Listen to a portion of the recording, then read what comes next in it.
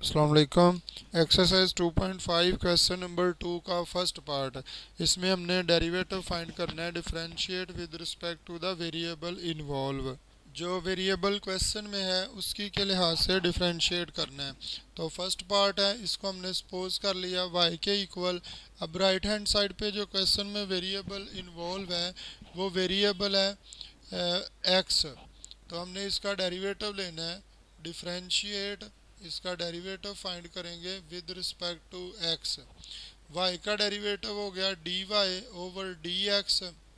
Right hand side पे product rule x square first function, secant square second function. पहला function वैसे ही, दूसरे का derivative derivative of secant 4x और plus second function as it is और derivative of first derivative of x square. तो अब तरतीब याद रखनी है ट्रिग्नोमेट्रिक फंक्शन में, पहले फंक्शन का डेरिवेटिव फिर उसके एंगल का, पहले फंक्शन का फिर उसके एंगल का। तो सबसे पहले डेरिवेटिव लेंगे किसका, सीकेंड 4x का। तो सीकेंड 4x का डेरिवेटिव था सीकेंड सीकेंड x multiply by ten x, सीकेंड x multiply ten x. सीकेंड function का डेरिवेटिव हो गया सीकेंड मल्टीप्लाई टेन और मल्टीप्लाई फर्दर इसके एंगल का डेरिवेटिव। तो सीकेंड और टेन दोनों का एंगल 4x है, तो एक दफ़ा डेरिवेटिव आ जाएगा। पहले फंक्शन का डेरिवेटिव उसके फिर उसके एंगल का। सीकेंड फंक्शन का second multiply by tan, angle आगे ज़रूर लिखना है सेम एज इट इज़, फिर एंगल का further derivative plus second 4x as it is, x square का डेरिवेटिव 2x हो गया। तो इसको सिंप्लीफाई करते हैं, x square second 4x multiply tan 4x और 4x का डेरिवेटिव 4.1 प्लस 2x रेंज किया मल्टीप्लाई सीकेंड 4x, 4 को भी स्टार्ट पे रेंज किया 4x square second 4x multiply tan 4x plus 2x और सीकेंड 4x। दोनों वैल्यूज़ में से कॉमन आ जाएगा 2x और सीकेंड 4x कॉमन, बाकी रह गया 2 2 ज़ार 4x की 1 पावर, सीकेंड 4x कॉमन, बाकी रह गया ten 4x, 2x सीकेंड 4x common, तो बाकी 2 रह गया। ये हमारा आंसर हो गया। सेकंड पार्ट है, सेकंड पार्ट में डेरिवेटिव फाइंड करना है। वायलेट कर लेते हैं, y is equal to tan cube theta, tan cube theta और सीकेंड स्क्वायर थीटा। अब इसके इस फंक्शन में, इस क्वेश्चन में राइट हैंड साइड पे थीटा है, तो डिफरेंशिएट करेंगे with respect to theta. Differentiate differentiate with respect to theta. y का derivative d y over d theta. Right hand side पे product rule, tan cube first function secant square second.